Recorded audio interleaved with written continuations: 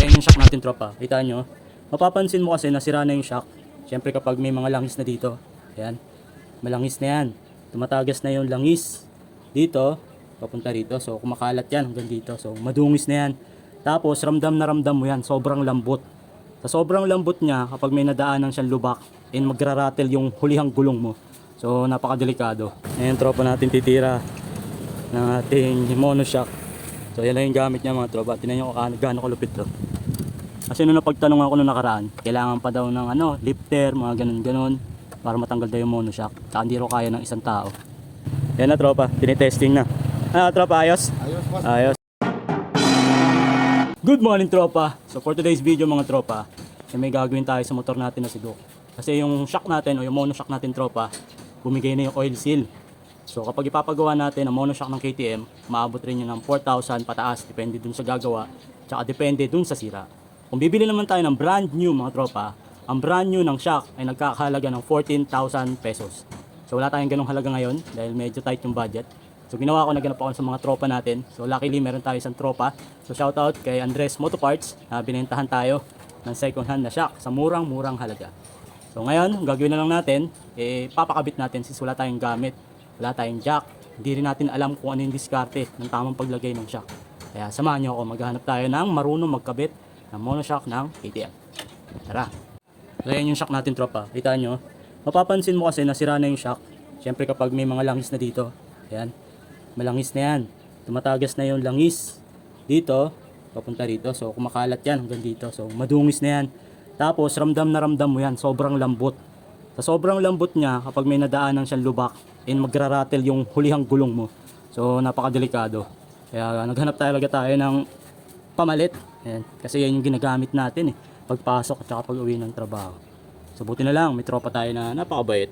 Binentahan tayo ng murang-mura lang. Imagine, tropa, mural niya lang binigay to. Kapresyo lang na kapag pinarepack natin to, itong ating monoshock. So ngayon, samahan nyo na ako. Tara, habang di pa mainit. Ayan, tropa natin titira ng ating monoshock. So yan lang yung gamit niya, mga tropa. Tingnan nyo kung gaano kalupit to. Kasi nung napagtanong ako nung nakaraan, kailangan pa daw ng lifter, mga ganun-ganun, para matanggal daw yung monoshock. Tsaka hindi ro kaya ng isang tao. Kaso nung nakaraan, wala kasi tayong dalawang camera. Hindi natin nakuha na kung paano niya tinira o paano niya pinalitan yung shock natin. So ngayon, mga KTM user dyan, ngayon malalaman nyo kung paano palitan ng monoshock nang walang kahirap-hirap. Siyempre kailangan tanggalin natin yung flarings. Kasi nandito yung natin, bolt ng monoshock. So nakaharang itong mga flarings.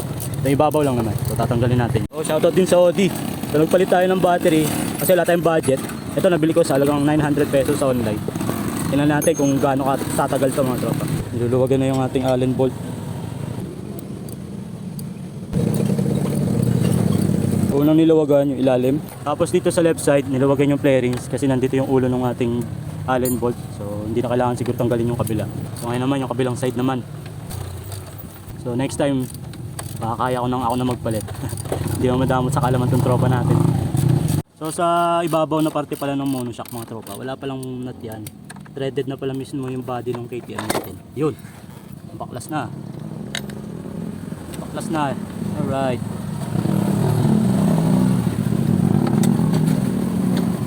Ganun kasimple pagbaklas ng ating singaw na monoshock. Kaso kailangan niya ng tulong. Yung monoshock na pamalit natin. Ito na. The moment of truth. Wala na kayang singaw to.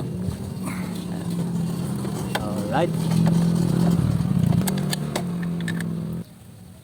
Kailangan lang sumot dun sa butas. Okay. Tapos na. Tataitin na lang, mga tropa. Para pwede na tayo rumatrat. Ang hirap rumatrat, tropa, kapag sira yung shock mo. Nawigil yung likuran natin. Pag maabot na tayo ng 100 to 120 na takbo, iba na. Delikado. Alright. Tapos na. Ano lang kasimple. Hindi mo na kailangan ng lifter. Hindi mo na kailangan ng jack. Shoutout sa tropa natin. So yung mga gusto magpagawa dyan, mga taga Mabuhay, alam ko kilalang kilala nyo na to. So meron na siyang shop dito. Dadaan lang kayo ng rough road papuntang simbahan. Yun, yung kulay asul na yun. Yun yung shop niya. Pero madalas nandito siya. Ang ganda ng pwesto niya, tropa, mapuno. Ang lilim. Natatawa nung unam, nilagyan mo pa dito ng jack So yun pala, tropa. Ang worry ko kasi dati, pag natanggal tong monoshock, iniisip ko babagsak to. Bibigay na ganun since wala nang humahawak dito sa kanyang swing arm. Yung pala mga tropa, ito lang yung alalayan mo, itong ibabaw. So yung bigat daw nandito sa ilalim. So alam ko na, inamin niya rin ngayon, alam niya na. O, alam niya natin lahat. Yan lang kadali mga tropa. Kung nagpapalit kayo ng monoshock. Diba? At least alam ko na rin, diba? Pero next time tayo na lang din ang titira. So ang kailangan na lang natin, allen. Ano size niyan boss? 8. 8 na allen. Tapos dito sa kabila, 8 din.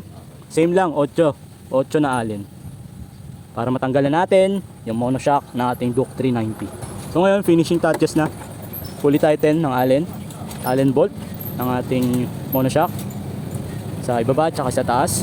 Pagbabalik ng flarings natin para matesting na. Papatesting ko ulit kay tropa. Since mas mabigat siya, malalaman niya kung may singaw pa rin ba o sisingaw itong ating oil seal ng bagong monoshock na kinabit natin. Actually bagong luma pala, second hand na monoshock galing sa tropa natin na kay Andres Motoparts. So shoutout Andres Motoparts ng Silang Cavite. So maraming salamat. So doon ako nagpapa-change oil, papa-check ng motor natin. Basta Duke, kabisado nila. Kompleto sa gamit, yun ang kagandahan doon. Yan na tropa, tinitesting na. Tropa, ayos? Ayos. So ngayon, test drive mo nga ulit pre, para malaman mo. Kasi nakaraan, nung tinest drive niya, sabi niya, singaw to pare, sabi sa akin. Pag-try nga natin, singaw nga. So ngayon, test drive ng tropa natin.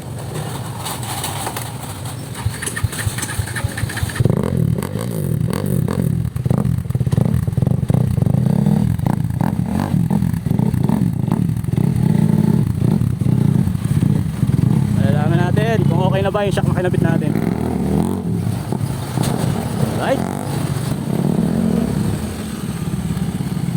Alright, tingin ko ayos na. Yun no. Ayos na? Ayos. Okay na, pwede na. So dahil happy tropa, tapos na pagpapalit ng monoshock ng ating Duke 390. So dahil happy tropa, tapos na yung ating Duke 390 pagpapalit ng monoshock. So lahat ng mga KTM user dyan, napakadali lang pala magpalit ng ating monoshock. So if you like this video, please don't forget to like, share, subscribe. Sabuti pa si Tonton TV. So sa susunod tropa, si Tonton. Peace. Bye.